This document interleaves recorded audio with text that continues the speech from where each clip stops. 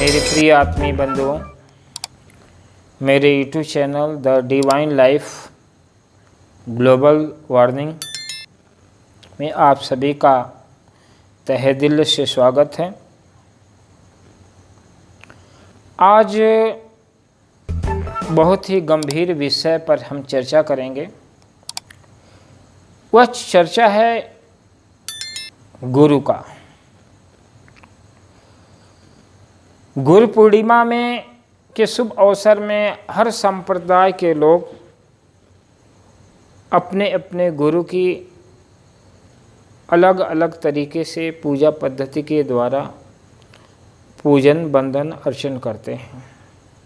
यथोचित श्रद्धा के अनुसार उनकी सेवा करते हैं, तन से मन से धन से गुरु के प्रति समर्पित होते हैं। परंतु गुरु की अपनी एक योग्यता होती है। अगर वह योग्यता गुरु के अंदर नहीं है तो गुरु पद की योग्य नहीं होता। पर गुरु की क्या योग्यता है? जा गुरु से भ्रम ना मिटे, जा गुरु से भ्रम ना मिटे, जीव की भ्रांति न जाए, सो गुरु झूठा जान के, त्यागत देर न लाए। यह बात तो महत्वपूर्ण है कि जिस गुरु उसी को करिए जिससे आपके जीवन में समस्त प्रकार की भ्रांतियां मिट जाए, और भ्रम के मिट जाने पर ही आपके जीवन में ज्ञान का प्रकाश मिल सकता है।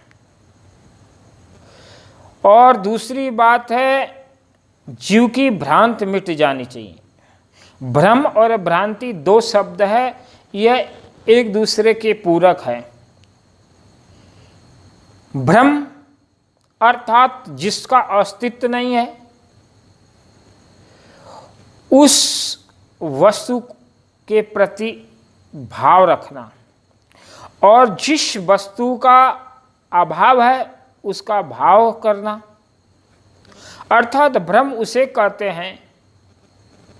जैसे रात्र में आप जा रहे हैं और हवा चले और हवा के चलने से पत्तों की सरसराहट की आवाज़ आए, और उस आवाज़ को सुन करके आप परिकल्पना करने लगे, मन में भ्रम पैदा करने लगे कि मेरे पीछे कोई आ रहा, किसी आने की आहट अपने मन में रखना, यह हो गया भ्रम। भ्रांति यह है कि जो आपने कोई बात सुनी है, समझी है, और उसको आप मान रहे हैं। किसी के द्वारा सुना, किसी के द्वारा समझा, किसी के द्वारा बताई गई चीज़ों को आप चुपचाप मान लिए 100%, और उसमें बिलीव करने लगे, विश्वास करने लगे भ्रांति में। तो यहाँ पर प्रश्न है कि जा गुरु से भ्रम ना मिटे। अब क्या है भ्रम? क्या है? प्रश्न है, जिस चीज का अस्तित्व न हो, जिस वस्तु का अभाव है, उस अभाव वस्तु में भाव को दर्शाना ये भ्रम है। जो वस्तु नहीं है उस वस्तु को, उसके अस्तित्व को स्वीकार करना, ये आपकी भ्रांति है। तो वह झूठा है। अगर हम ये कह दें कि आप फला मंत्र का जाप कीजिए, इससे आप धनवान हो जाएंगे, ये भ्रम है।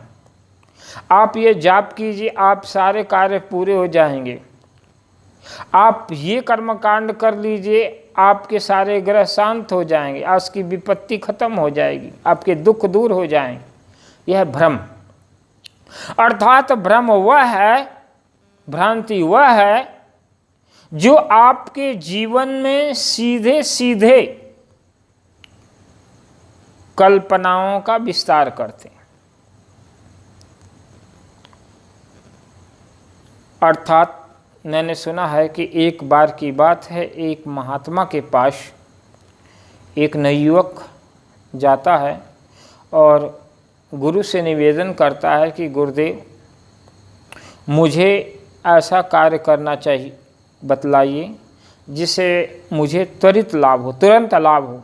मैं निम्न स्तर से काम नहीं करना चाहता हूँ, मैं तत्काल सफलता प्राप्त करना चाहता हूँ।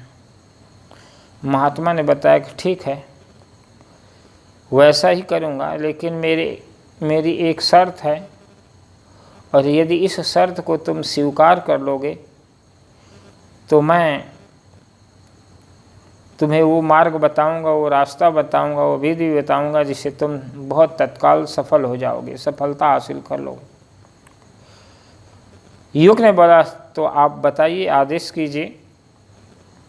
उन्होंने बोला कि आश्रम के पीछे वाले बगीचे में गुलाब के फूल लगे हैं, उस गुलाब के बगीचे में जो सबसे अच्छा, श्रेष्ठ, उत्कृष्ट और सुंदर फूल होगा उस फूल को तोड़ करके मेरे पास लाओ। लेकिन एक शर्त है कि जिस फूल को तुम देखोगे और फिर उसको छोड़ दोगे, यानी उसको तोड़े बगैर दूसरे फूल को देखने लगोगे, तो जो पीछे छोड़ोगे फूल, उस फूल को दोबारा नहीं तोड़ना है।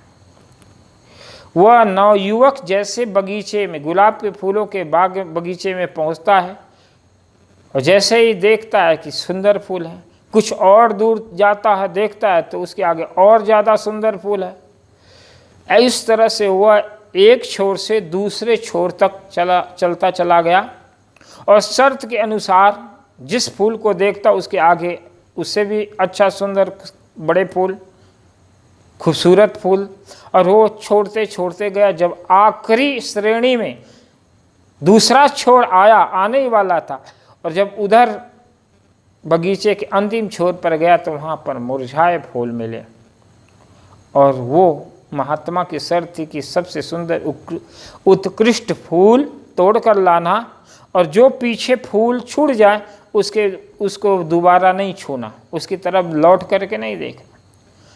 अब देखता है अंतिम छोर पर सूखे मुरझाए फूल। वो बगैर फूल लाए ही महात्मा के पास आए, गुरु के पास आए।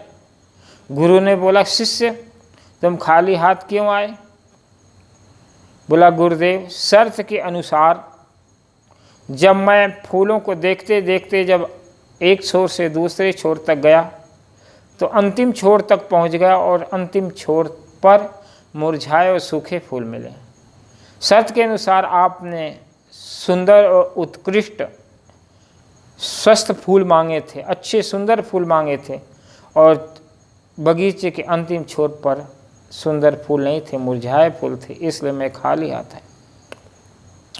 गुरु ने बोला, पुत्र, जो व्यक्ति प्रारंभिक जीवन में यानी शुरुआती जीवन में अपने जीवन को सुंदर नहीं अपनी दृष्टि बना पाता, या प्रारंभिक जीवन शैली को अपनी दृष्टि में सुंदर नहीं मानता, या वर्तमान जीवन को सुंदर नहीं देखता या सुंदर नहीं बनाना चाहता या नहीं बनाता, वह परिकल्पनाओं में, अतीत के ख्वाबों में, अतीत की महत्वाकांक्षाओं में अपने उत्कृष्ट जीवन की जो परिकल्पना करता है उसमें केवल उसे दुख ही हासिल होता है।